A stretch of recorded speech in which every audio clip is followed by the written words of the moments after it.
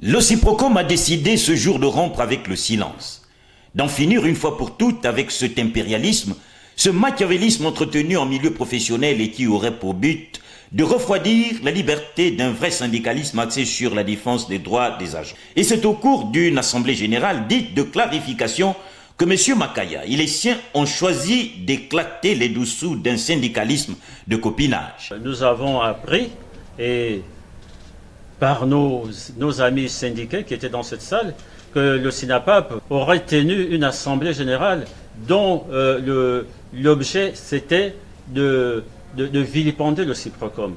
Et nous nous sommes dit qu'il est important quand même que le Ciprocom se lève afin d'éclairer les gens sur le véritable problème qui ont fait que nous puissions rompre avec le SINAPAP. Lorsque un syndicat est mis en place, c'est pour la défense des intérêts des agents.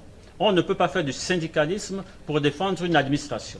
Et au regard des manquements observés de la part du SINAPAP, nous avons tout simplement décidé de rompre un peu notre cohabitation. L'usurpation, la manipulation seraient désormais les atouts mis en branle par le syndicalisme véreux qui bénéficierait des largesses du directeur général de la maison Georges Raouiri, selon les membres du Ciprocom qui soupçonnent la hiérarchie d'instrumentaliser Dame Aminata au profit d'une minorité tels des syndicalistes mallettes. Au niveau des exemples, je prendrai quelques-uns.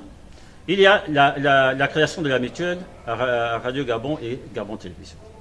Le Ciprocom a dit qu'il faudrait, en ce qui concerne la mutuelle, que le président de la mutuelle soit élu par ses pairs, par tout le monde, et comme ça on a une mutuelle digne.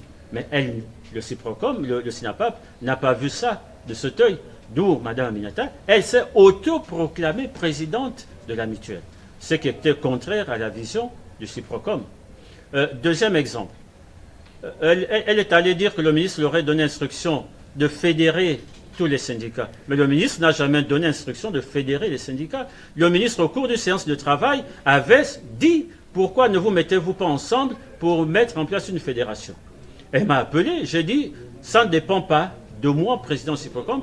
Laissez-moi aller vers mes collègues, les membres du bureau. » Et j'ai convoqué le bureau. Le bureau avait dit on ne rentre pas dans cette plateforme, étant entendu que ces objectifs ne sont pas les mêmes que nous, dans le cadre de ces activités financées par la Direction générale de la radio. Au moment où les agents de la radio attendent qu'on leur paye les frais de production, là, à la radio, ils accusent 7 mois de frais de cachet impayés, 2017.